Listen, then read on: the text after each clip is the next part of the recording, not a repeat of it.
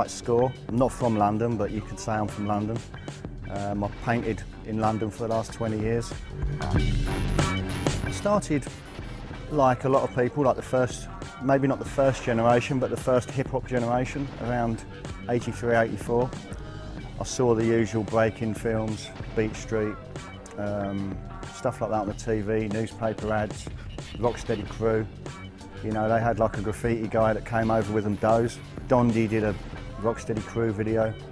Started seeing it. I was into art before then. I was really into like groups like Madness and stuff that had like band logos that was all lettering. I was already kind of into that sort of thing, comic books. So graffiti was really tailor-made for me, although I started breakdancing and hip-hop and, you know, just went on from there really. As soon as I started doing graffiti, it just clicked with me, and I haven't stopped for 22 years.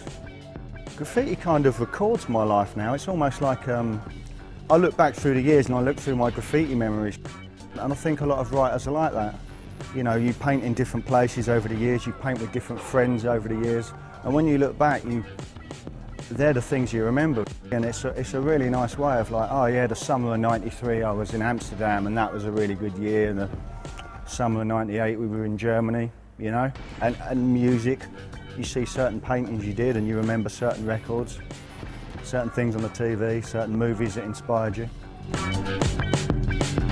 Sneakers are a big part of hip-hop, you know, so I remember when I first started doing hip-hop and graffiti, the trainer to have was called Adidas Century, and it was the nearest thing we had to the shell toes, because the shell toes weren't in England, and we used to customise them. You could only get it with a white stripe, so we'd buy a marker pen and we'd colour the stripes in, and we'd custom the tongues, pull them out, and we'd get fabric from the shops to look like fat laces. The trainers have always been huge.